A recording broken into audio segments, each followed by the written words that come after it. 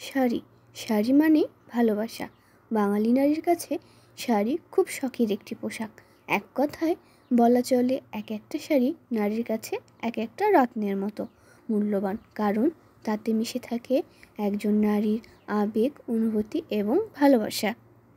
নারীর কাছে শাড়ির কদর সব সময় সবার আগে, আর যে কোনো অনুষ্ঠানে অনায়াসেই পরা যায় এই শাড়ি। ঠিক তেমনই এক আনন্দঘেরা মুহূর্তে পরার জন্য অর্ডার করেছিলেন ক্রেতা আপু এই শাড়িটি।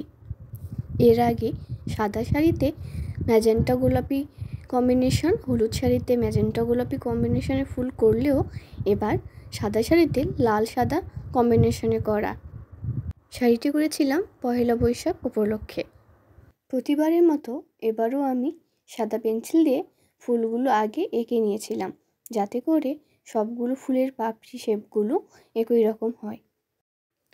ভিডিওটা যেন বেশি লং না হয়, সেজন্য আমি এখানে স্পিড বাড়িয়ে নিয়েছি। এখানে আমি প্রথমে লাল রং দিয়ে পাপড়ি করে নিয়েছি, তারপর সাদা রং দিয়ে শেড পাপড়ি করে নিয়েছি।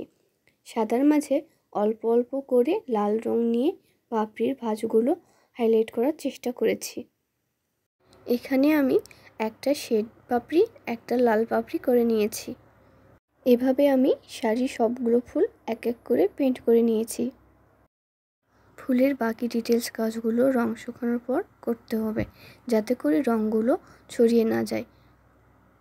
এরপর আমি পাতার কাজগুলো করে নিয়েছি।